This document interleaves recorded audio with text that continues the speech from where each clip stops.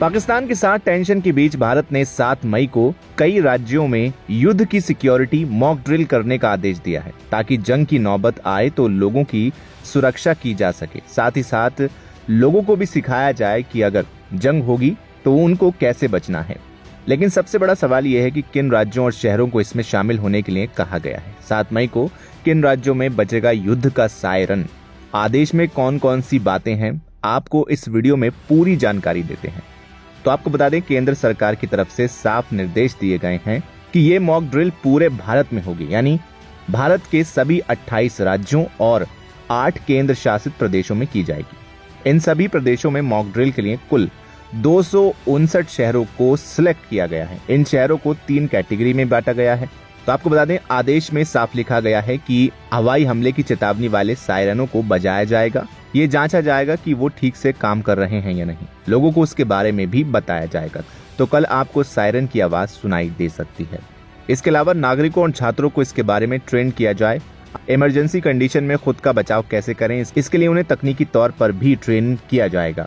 Blackout protocol follow किया जाएगा। रात के वक्त बिजली बंद करने यानी क्रैश ब्लैकआउट की प्रोसेस को भी ट्राई किया जाएगा, जिससे दुश्मन की निगरानी से बचा जा सके। बिजली के ठिकानों, सरकारी कार्यालयों और सैन्य प्रतिष्ठानों जैसे इंपॉर्टेंट इंस्टीट्यूशन को छिपाने के लिए कैमोफ्लॉज तकनीकों का इस्तेमाल किया जाएगा। इमरजेंसी कंडीशन में नागरिकों को कैसे सुरक्षित निकाला जाए, इसकी भी तैयारी की जाएगी और परीक्षण भी होगा।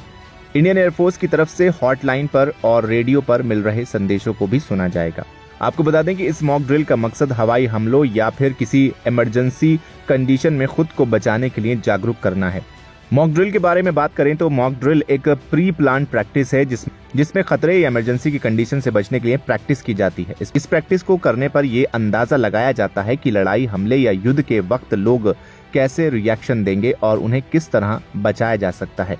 कई बार तो बिल्कुल असल जैसी कंडीशन बनाई जाती है, जैसे आग लगाना, आतंकी हमला या भूकंप जैसी परिस्थितियां पैदा करना।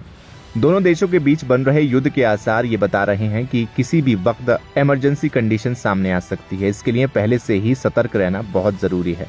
मॉक ड्रिल से कुछ खास बातों के बारे में पता चलता है, जिससे युद्ध की स्थिति में बेहतर परफॉर्मेंस करके लोगों को बचाया जा सकता है।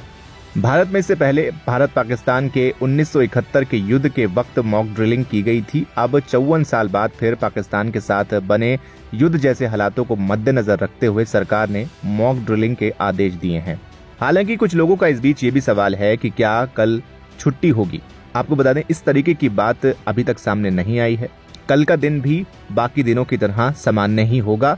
बस कल शाम से ही मॉक ड्रिल को ज्यादा एक्टिव कर दिया जाएगा। सायरन बजेंगे, एयरक्राफ्ट का परीक्षण होगा और शायद अंधेरा भी हो सकता है, इसलिए घबराने की कोई जरूरत नहीं है।